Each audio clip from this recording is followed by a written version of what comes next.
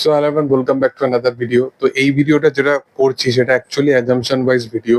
কারণ তোমরা সকলেই জানো যে এই জিনিসগুলো যদি হয়ে যায়, এরকম কাইন্ড অফ হিস্ট্রি যদি ক্রিয়েট হয়ে যায়, তাহলে এই সিনেমাটার জন্য কিন্তু প্রচন্ড পরিমাণে ভালো হবে। তবে ওভারঅল তোমাদেরকে আরেকটা আপডেট দিয়ে রাখি যে আফরান নিশোর যে দাগি সিনেমাটা এসছে, এই সিনেমাটাও কিন্তু 6 থেকে 7 কোটি টাকার মতো একটা বক্স অফিস কালেকশন করে ফেলতে পেরেছে, যেটা হিউজ। এর সাথে সাথে আমাদের এখানে মুক্তি পাওয়া ছবি কিলবিল সোসাইটি, এই ছবিটাও কিন্তু নববর্ষের দিন এবং মোটামুটি কালেকশন ওয়াইজ যদি দেখা যায় 1 কোটির বেশি কিন্তু এই ছবিটা কালেকশন করে ফেলেছে এবং আগামী দিনে আরো নাম্বার জেনারেট করতে পারে কিনা সেটি হচ্ছে দেখার। ইটসেলফ এই সিনেমাটা কতটা ভালো হয়েছে কি হয়নি সেটা আমি রিভিউতে তোমাদের সাথে শেয়ার করেছি, বাট আমি যদি এমনি বক্স অফিস নিয়ে কথা বলি তো আমি অলরেডি বলেছিলাম যে ছবিটা একটা ফ্র্যাঞ্চাইজ ভ্যালু যেহেতু আছে, যে ছবিটা আরামসে একটা ভালো কালেকশন করে ফেলবে। এবং সৃজিত মুখার্জির লাস্ট কিছু ছবিতে 2-3টে ছবিকে যদি বাদ দিয়ে দেখা যায়, তো তার যে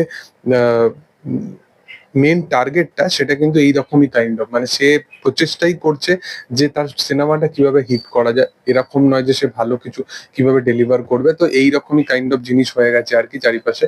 তো যাই হোক, এবার যদি বরবাদ নিয়ে কথা বলি, তো শাকিব খানের বরবাদ সিনেমাটা, এই সিনেমাটা কিন্তু 100 কোটি কামাতে পারবে কিনা এই বিষয় নিয়ে যে কথা বললো। তো মূলত তোমরা জানো যে সিনেমাটা কিন্তু এখনো পর্যন্ত তার 16তম বা 17তম দিনের মধ্যে দাঁড়িয়ে আছে এবং সিনেমাটা অলরেডি 50 কোটির কাছাকাছি কিন্তু বক্স অফিস কালেকশন করে ফেলেছে।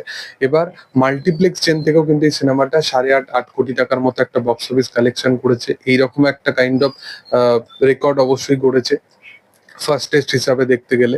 এবং এর সাথে সাথে যদি আরেকটা দিক থেকেও বিচার করা যায়, এই সিনেমাটা একটা স্টিল একটা ইন্ডিভিজুয়াল সিনেমা হল থেকে, মধুমিতা, সেখানে কিন্তু 1 কোটি 10 লক্ষ বা 20 লক্ষ টাকা মতো বক্স অফিস কালেকশন একটা পার্টিকুলার একটা সিঙ্গেল স্ক্রিন থেকে এরকম kind of box office collection করতে পেরেছে ছবিটা।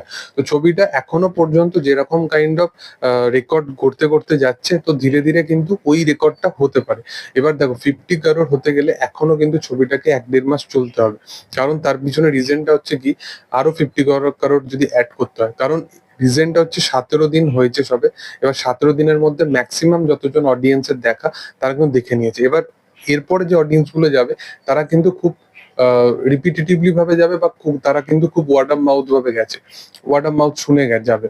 তো এইরকম অডিয়েন্স কিন্তু একটুখানি যদি তুমি রেশিও ওয়াইজ চেক করে দেখো, একটুখানি কিন্তু সংখ্যা কম হয় এরকম অডিয়েন্সের। তো সেই কারণে এই অডিয়েন্স গুলোই কোথাও গিয়ে আবার যদি সেকেন্ড টাইম যদি আবার রিভিজিট করে, যেটা বারবার হচ্ছে বরবাদের ক্ষেত্রে, এবং প্রপার যদি এখানে যদি নাম্বার অফ শোজ গুলো যদি বরবাদের সিমিলারলি হোল্ডটা বজায় রাখতে পারে, ডিস্ট্রিবিউটরদের সেই সাপোর্টটা যদি বরবাদ দেখাতে পারে, তাহলে কিন্তু অডিয়েন্স কিন্তু বারবার কিন্তু তাদের প্রথম প্রেফারেন্স হিসাবে, যারা সিনেমা লাভার আছে তাদের জন্য কিন্তু ফার্স্ট প্রেফারেন্স হিসাবে তারা এখনো পর্যন্ত বরবাদকে বাছাই করে নিচ্ছে। এর সাথে সাথে ওয়ার্ল্ড ওয়াইড রিলিজ হবে এবং ওয়ার্ল্ড ওয়াইড রিলিজেও কিন্তু একটা দারুণ নাম্বার কিন্তু জেনারেট করতে চলেছে বরবাদ, কারণ অলরেডি অ্যাডভান্স বুকিং রিপোর্ট তো তাই বলছে।